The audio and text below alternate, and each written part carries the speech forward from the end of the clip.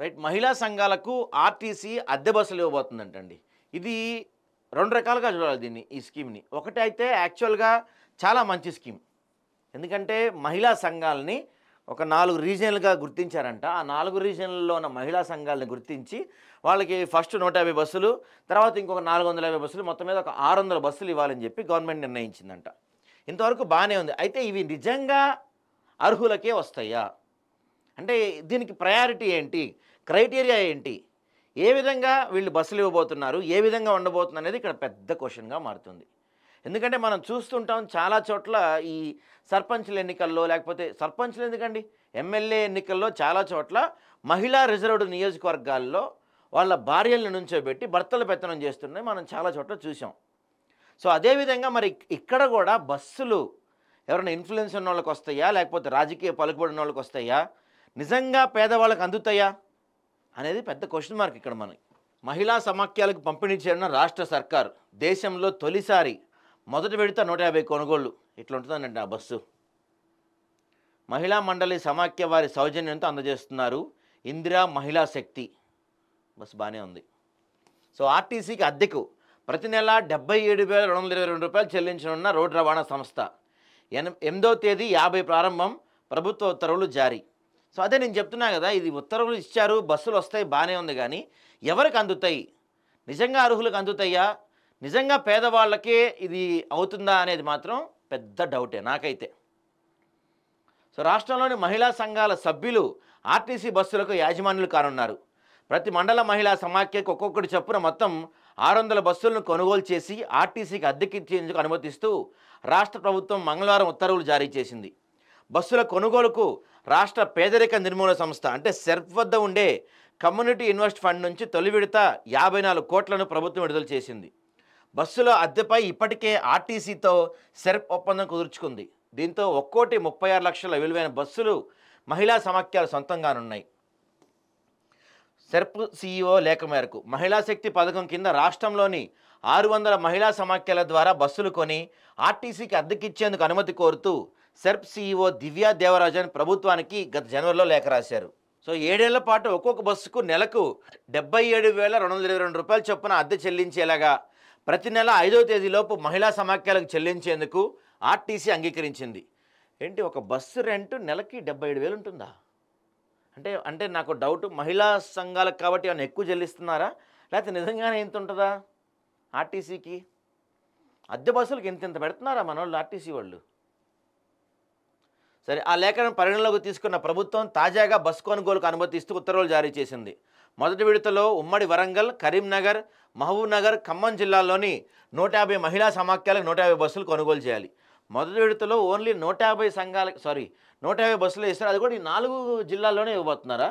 ఉమ్మడి వరంగల్, కరీంనగర్, మహబూబ్నగర్, ఖమ్మం జిల్లా. మరి మిగతా వాటి పరిస్థితి ఏంది? మొత్తం 33 జిల్లాలు ఉన్నాయి కదా మనకి. సరే, రెండో దశలో మిగిలిన 450 బస్సులు కొనాలి. మండల మహిళా సమాఖ్యలు పెట్టుబడి పెట్టిన మొత్తాన్ని 7 ఏళ్ల పాటు ప్రతి నెల 5వ తేదీలోపు ఆర్టీసీ నెలవారీ అద్దె చెల్లిస్తుంది. ఆర్టీసీ అద్దె బస్సులను ఆర్సీ నమోదు చేయాలి. ఆర్టీసీ అద్దె బస్సులని దాని ఆర్సీలో ఉండాలంట. మరి 7 ఏళ్ళ తర్వాత ఏంటి పరిస్థితి? లోన్ అయిపోద్దనా? నెక్స్ట్, ఆర్టీసీ బస్సుల లభ్యతను పెంచుతుందని తెలిపారు. బస్సులకు అద్దె రూపేణ ఆర్టీసీ ప్రతి నెల చెల్లించే మొత్తం సెర్ప్ కమ్యూనిటీ ఇన్వెస్ట్మెంట్ ఫండ్ కింద మండల మహిళా ఖాతాల్లో జమ అవుతుంది. ఈ మొత్తాన్ని మహిళా సంఘాల్లోని సభ్యుల అభ్యున్నతికి వినియోగిస్తారు. అంటే ఇక్కడ నాకు ఎక్కడా కూడా డైరెక్ట్గా మహిళలకు వస్తుంది ఏం కనపడట్లేదు. దీంట్లో ఏదైనా కనపడుతుందా మీకేమన్నా? ఆల్రెడీ సెర్ప్ దగ్గర నుంచి లోన్ తీసుకుంటున్నారు.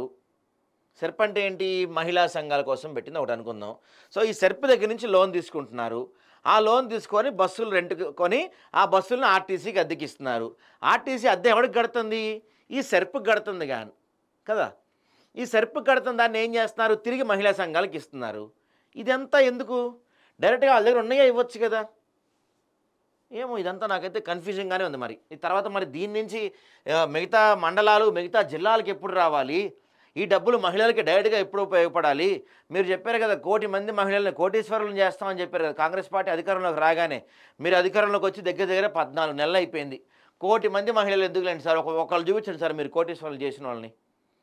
మీ పార్టీ వాళ్ళ భార్యలు వాళ్ళు కాదు సార్ మేము అడుగుతుంది, బయట వాళ్ళు. మీరు అన్నారు కదా 1 కోటి మంది మహిళల్ని కోటీశ్వరులను చేస్తామని చెప్పారు కదా, ఒక్కళ్ళని ఎక్కడ నేను వస్తాను, మీరు రాష్ట్రంలో ఎక్కడికి వెళ్దామంటే ఆడికి వస్తాను నేను. రాష్ట్ర వ్యాప్తంగా ఒక్క నిరుపేద మహిళని, కోటీశ్వరులు ఎందుకులే కానీ, లక్షాధికారి, పోనీ లక్షాధికారి కూడా వద్దులే కానీ 3 పూట్ల అన్నం అప్పు చేయకుండా తినే మహిళని చూపించండి సార్. మీరు చేసిన వాళ్ళని ఎక్కడన్నా? మీరు అధికారంలోకి రాగానే ఈ ధరణి పేరుతో దబ్బేసిన అదే ఈ బీఆర్ఎస్ ప్రభుత్వం లాక్కున్న భూములు మొత్తం మేము తిరిగి పేదలకు పంచేస్తా ఉన్నారు మీరు. ఇంతవరకు నేనైతే ఎక్కడా కూడా మీరు ఒక కుంట భూమి పంచింది చూడలే నేను, ఎక్కడ చూడలే నేను. మీరు ఎక్కడ చూసారా? అట్లానే ఉంటుంది. ఇది కూడా నా డౌట్. ఇవాళ చదువుతాం దీని గురించి, మళ్ళీ మాట్లాడదాం. ఇక్కడ స్వేచ్ఛలో ఒక ఆర్టికల్ చూశాండి నేను, చాలా బాగుంది, చూద్దాం దాని గురించి కూడా. ఇది అది మనం ఇప్పుడు మాట్లాడుకుంటుంది ఇది రెండు సేమ్ అనమాట. అంటే ఆరంభిస్తున్నారు, అన్ని పథకాలు ఆరంభిస్తున్నారు, బాగున్నాయి. ఆరంభం సరే, మరి అమలు ఎక్కడ? జనవరి 26న 4 స్కీములు ప్రారంభించారు, నెల అయిపోయింది, అడ్రస్ లేవు ఇంతవరకు ఆ స్కీములు. అదే నేను చెప్తున్నా, మీరు అన్నీ ఆరంభిస్తున్నారు, ఏమంటారండి ఆరంభ సూరత్వం ఏదో అంటారు కదా, ఆ స్టైల్లో మీరు అన్నీ భారీ స్థాయిలో ఆరంభిస్తున్నారు. కానీ రిజల్ట్ ఏది? ఎక్కడ రిజల్ట్ ఏది? మీరు జనవరి 26న ప్రారంభించిన రైతు భరోసా నిధులు ఇంతవరకు జమ కాలేదు. ఎకరంలోపు లేకపోతే 2 ఎకరాల లోపు పొలం ఉన్న వాళ్ళకి కొంతమందికి జమ అయినాయి తప్ప ఇంతవరకు ఒక్కళ్ళకు కూడా మిగతా వాళ్ళకి రైతు భరోసా రాలేదు. రేషన్ కార్డులు నేనైతే చూడలేదు ఇంతవరకు, ఏడా కూడా నాకు రాష్ట్రంలో ఏడా కనపడలేదు రేషన్ కార్డులు. మరి మీరు అన్నీ ఏదో హడావిడి చేసేసి మేము ఇంత అని చెప్పుకుంటున్నారు తప్పించి రియాలిటీలో ఏడ కనపడతలేదు మీరు చెప్పేవి. అట్లానే ఇది కూడా ఇద్దేమో నా అనుమానం. ఇప్పుడు ఏదో మేము బస్సులు కొంటున్నాం, మహిళల్ని అది చేస్తున్నాం, మహిళలకు అది ఇస్తాం అని చెప్తున్నారు. కానీ మరి ఇది ఎంతవరకు అవుతుంది? గ్రౌండ్ రియాలిటీలో ఎంతవరకు ముందుకెళ్తుంది? ఎంతవరకు ఈ వచ్చే డబ్బులు? అంటే ఇప్పుడు ఆర్టీసీ నెలకు దాదాపుగా 77,000 రూపాయలు ఇస్తుంది సార్, 78,000 వేసుకోండి రౌండ్ ఫిగరు. మరి 78,000తో మహిళలకి ఏ విధమైన కార్యక్రమాలు చేయబోతున్నారు? వాళ్ళకి ఏదైనా హెల్ప్ చేయబోతున్నారు? అంటే డైలీ ఈ ఫ్రీబీస్ ఇచ్చి వాళ్ళని అలవాటు చేస్తారా? లేకపోతే ఏదన్నా వాళ్ళతో, అంటే గతంలో మనకు ఉండేవి కదండి చిన్న పరిశ్రమలు, ఈ కుట్టు మిషన్ లాంటివి, లేకపోతే ఇంకా చాలా ఉండేవి కదా, అట్లాంటివి ఏమన్నా పెట్టి వాళ్ళని ఎంపవర్మెంట్ చేస్తారు? అంటే వాళ్ళ కాళ్ళ మీద వాళ్ళు నిలబడేలాగా వాళ్ళు సొంతంగా సంపాదించుకునే ఏమన్నా చేస్తారా? లేకపోతే మన జగన్మామయ్య నెల కొంత ఇచ్చి వాళ్ళని బద్దకస్తులు చేస్తారా? ఏం చేస్తారు మరి దీనికి? అంటే మీరు ఒక స్కీమ్ పెడుతున్నారు, ఆ స్కీమ్కి దాదాపుగా ఒక 55 కోట్ల ఫండ్ తీసుకుంటున్నారు. మరి దాని గైడ్లైన్స్ ఏంటి? ఏమేం చేయబోతున్నారు మీరు? ఎలా ముందుకెళ్ళబోతున్నారు? ఇవన్నీ కూడా చెప్పాలి కదా మీరు. ఏమి చెప్పట్లా. కాంగ్రెస్ పార్టీ వచ్చిన దగ్గర నుంచి మేము ఒక పథకం పెట్టేస్తున్నాం, పథకం తీసేసుకోండి అంటున్నారు. పెట్టిన పేరు పెట్టినట్టే ఉంటుంది, ఇచ్చిన పేరు ఇచ్చినట్టే ఉంటుంది. కానీ జనాల దగ్గరికి డబ్బులు రావట్లేదు, ఇక్కడ డబ్బులు అయిపోతున్నాయి. ఏడకపోతున్నాయి ఇవన్నీ? ఆర్టీసీలో 11 రీజన్లు ఉన్నాయంట. మొదటి దశలో వచ్చే 150 బస్సులను కరీంనగర్, ఖమ్మం, వరంగల్, మహబూబ్నగర్ రీజన్లు కేటాయించనున్నారు. వీటిలో 50 బస్సులు సిద్ధంగా ఉన్నాయి. మిగిలిన బస్సులు వారం 10 రోజుల్లో అందుబాటులోకి వస్తాయని ఆర్టీసీ ఉన్నతాధికారులు తెలిపారు. ఆదిలాబాద్, నిజామాబాద్, నల్గొండ, మహబూబ్నగర్, రంగారెడ్డి, హైదరాబాద్, సికింద్రాబాద్ రీజియన్లకు రెండో విడతలో 450 బస్సులు రానున్నాయి. మండల సమాఖ్యల నుంచి వచ్చే బస్సులను ఏ రూట్లో నడపాలో ఆర్టీసీ నిర్ణయిస్తుంది.